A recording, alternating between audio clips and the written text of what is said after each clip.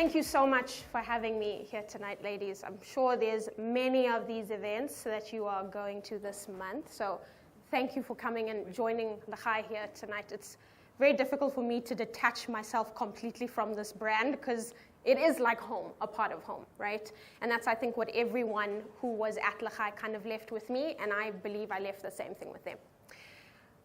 A woman who walks in purpose does not have to chase people or opportunities. Her light causes people and opportunities to pursue her. So good evening, ladies. Happy Women's Month, and welcome to tonight. You know, the quote that I just said, I think many of us in this room would love to be true. For us to be successful, purposeful women that have opportunities and people chase after her. And yet it's so interesting how many of us kind of affirm yes when we hear these type of quotes, yet how few of us can honestly say this is how we live our day-to-day lives. You know, we all know the cliches that come with this month, Women's Month, and tomorrow, Women's Day. Women, you are strong and powerful and beautiful, and you can do anything you set your mind to. Yet it's often with dread when we arrive at events like this, knowing that you're going to listen to a speaker like me tell you all the wonderful things about being a woman, of which you know, yet don't really have seemed to serve you very well. So, oy vey, like what do we do now? Well, I've got a proposition for you. How about we drop Women's Month and all the faux celebrations that go with celebrating our womanhood? That's it. Drop the month altogether. Okay, maybe not so much the fact that we get the public holiday tomorrow, we'll keep that part, but, and the cocktails, not that we have need an excuse to have those, but okay, yeah, keep the public holiday, but drop the idea that we actually need to celebrate us as a gender. Do you see a man's month or a man's day? No. Well, obviously you don't, right? They own everything, control everything. They've oppressed us for decades, so why do they need a day? Yeah. Right now, every feminist in the room, and I'm one, should be quite angry at what I said. Some of you should be very confused and others actually annoyed. And all your emotional responses are actually completely welcome by me, because what I know is that if I can serve you in the best way I can here tonight with the limited time I have, I've got to get you to think. And sometimes the best way to get you to think is to cause some type of provocative emotional response in you. So hold on tight, ladies. This might be a little bit of a bumpy ride because I'm going to ask you to put down the notion of this Wonder Woman, fist in the air, I am woman, hear me roar. Okay? You know, I've often wondered why, as a woman, I haven't really positioned myself for women. I kind of tend to meet corporate clients and they're like, well, do you do like women's development programs and female empowerment programs? And I'm like, no, I actually don't. But I suppose I could because I'm a woman and I can talk to them, you know. I'm one of them, it's fine. But it's weird because I've never felt the need to position myself that way. And so I thought I need to extend that into my message tonight. Why would I come to a Women's Day event and tell you all to forget about being a woman? Well, let me tell you why. Because this label that you've held so close to your identity is actually the thing that's held you back. And that the thing that you actually need for your real awakening is going to come from you letting go of almost all of what you think it means to be a woman. Being a woman has held so many stereotypes, and so it's not a coincidence that in this industry in particular, that there are so few women in positions of leadership and with purposeful power, right? Woman-on-woman hate is rife, and 9 out of 10 times when we hear of a woman who's succeeded in any way, very quickly there'll be a retort to water down why she got where she got to, right? It's usually criticism over encouragement. We will emotionally support each other as long as we're at the same level. But anybody climb a little bit higher, get a little bit further, or step just a little bit too much out into the sunshine, boom, we'll be there to pull you down, right? So we don't really need men there pulling us down. We tend to be doing it consciously and subconsciously to ourselves, okay? How often do we see one woman consciously touting and promoting another woman for promotions and career progressing opportunities?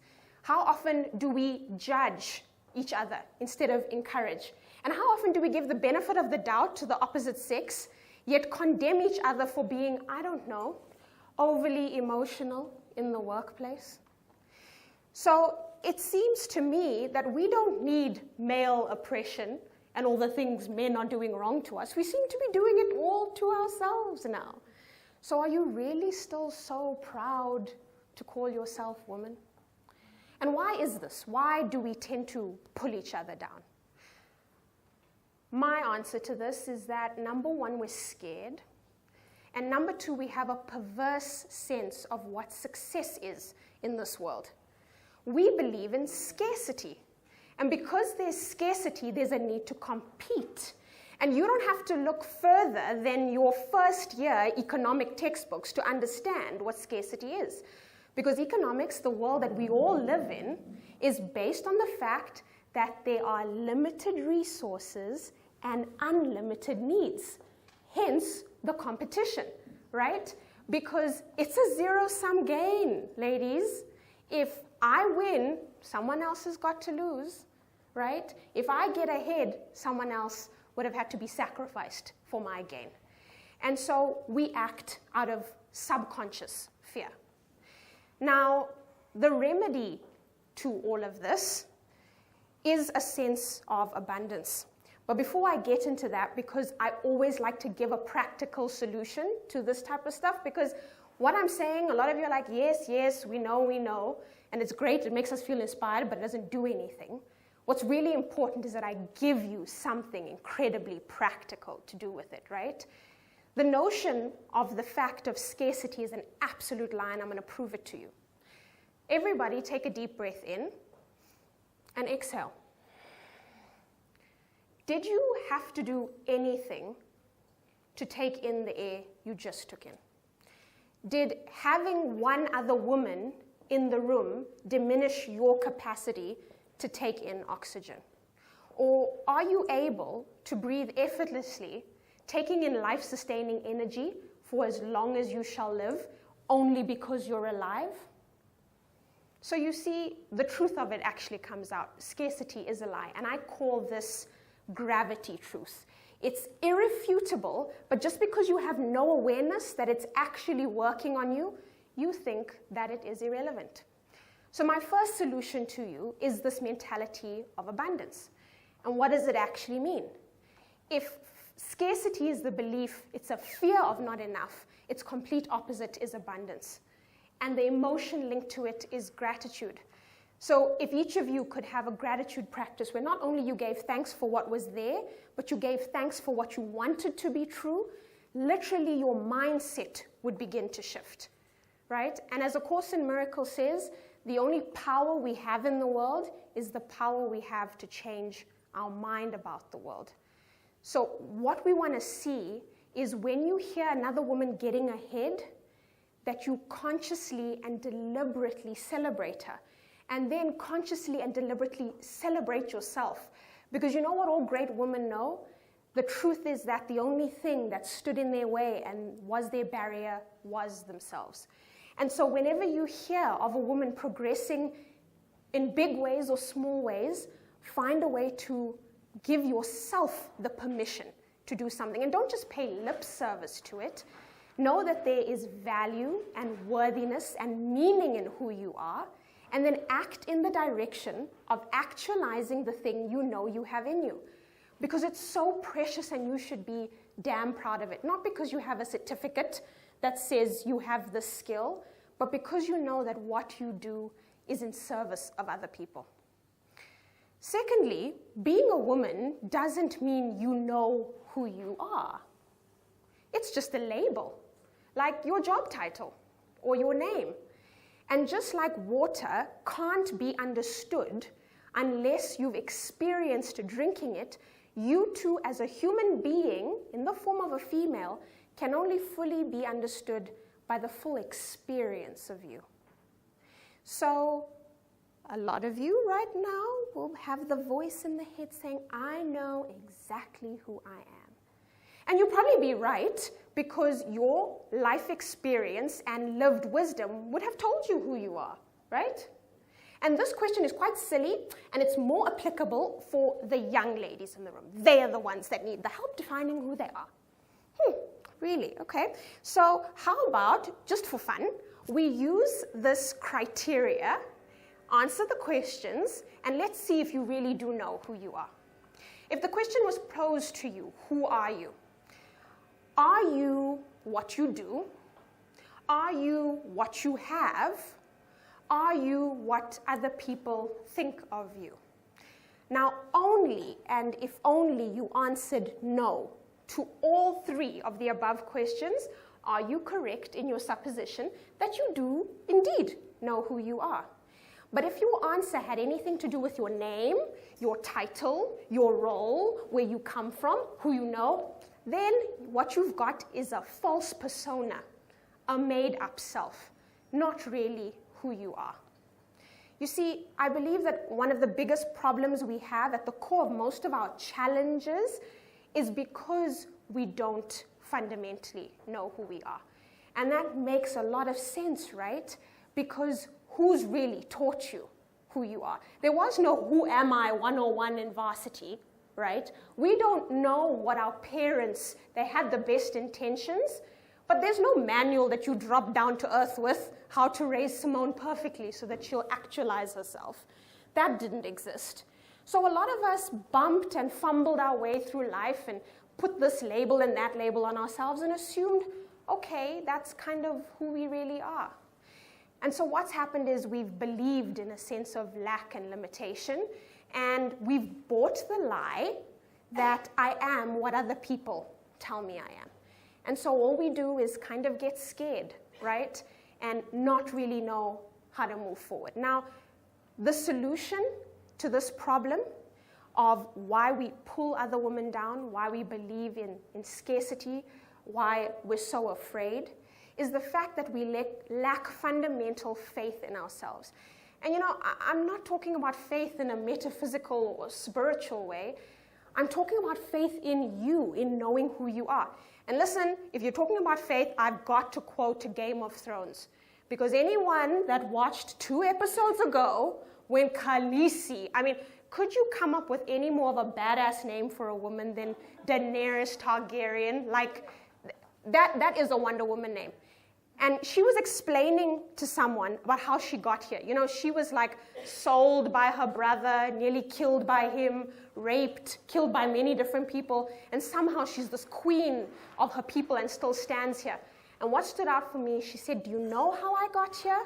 She said, I had complete faith in myself. And I think there isn't anything more spiritual than that, because you don't have to believe in anything else besides your own value and capabilities. So faith is a belief in things unseen, right? And so when you say I have faith in me, it means you have absolute faith in who you are. And it needs no justifications. It needs no explanations. It's the same as a rose never having to justify its need to blossom into its full beauty. Or how about a dog that never has to justify its need to love and be loved? The essence of who you are radiates out of you without anybody ever saying it. So ladies, tonight I want you to hold yourself accountable. Hold yourself accountable to the lies that you've told yourself, the lies that have led to limiting belief systems in your brain that lead to dysfunction in your career, your intimate and personal relationships, and even in addictions. Because the lies that you've told yourself have limited you.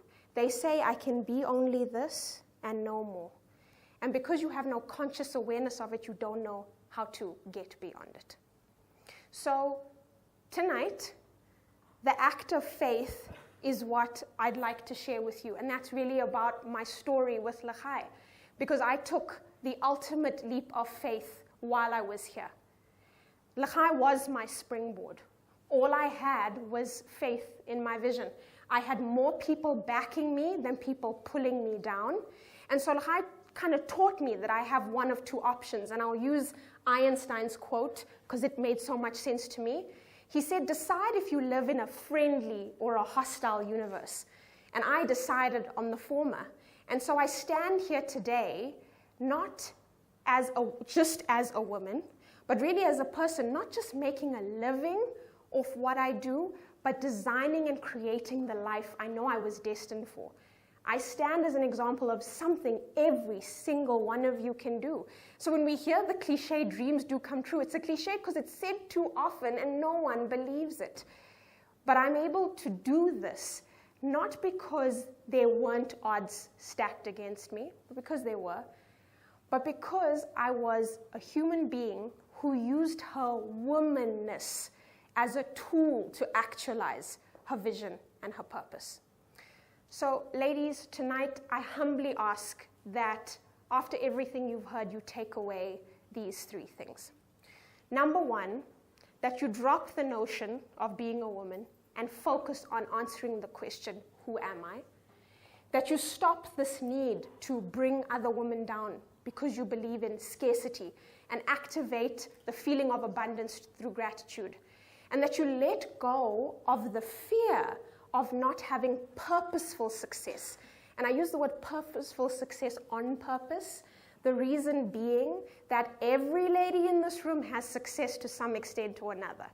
There's money and houses and cars and the holiday home at the coast and the share options and the bonuses, and all in all, you're very successful. But purposeful success, that eludes a lot of women.